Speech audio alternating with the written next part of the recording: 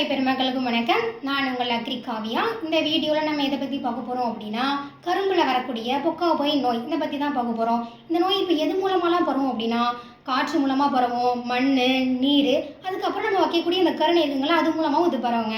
அப்போ இதோடைய அறிகுறிகள்லாம் எப்படி இருக்கும் நீங்கள் பார்த்தீங்கன்னா, அதோடைய தோகைகள் வந்துட்டு ரொம்ப சுருக்கு மாதிரி ஏற்படுத்தி சுருண்டு சுருண்டு காணப்படும். அப்புறம் போக போக அது எல்லாமே மஞ்சள் கலரில் மாறிடும். அந்த தண்டு பகுதியை பார்த்தோம் அப்படின்னா கணுக்களோட இடைவெளி வந்துட்டு குறைஞ்சு காணப்படும்.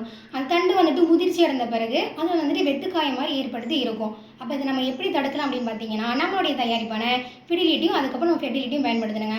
ஒரு ஏக்கருக்கே நம்ம ஃபிடிலிட்டியில் 2 பாக்கெட்டும் ஃபெர்டிலிட்டியில் 1 நம்ம பயன்படுத்தணும். இதை வந்து நம்ம மொத்தம் 3 டோஸாக கொடுக்கணும். முதல் டோஸ் வந்துட்டு நீங்கள் ஸ்ப்ரே பண்ணணும், 2வது டோஸ் 3வது டோஸ் வந்துட்டு வேறு வழியாக கொடுக்கணும். இப்போ உங்களால் இங்கே அந்த இது ரொம்ப வளர்ந்துருச்சு, உங்களால் ஸ்ப்ரே பண்ண முடியாது அப்படின்றப்போ நீங்கள் 3 டோஸுமே நீங்கள் வேறு வழியாக கொடுக்கலாங்க.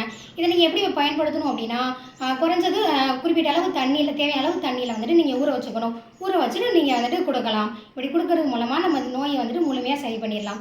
எனவே அனைத்து விவசாயிகளும் இதை வாங்கி பயன்படுத்தி பயனடையுமாறு உங்களை அன்புடன் கேட்டுக்கொள்கிறேன். நன்றி, வணக்கம். மேலும் விவரங்களுக்கு 8608422427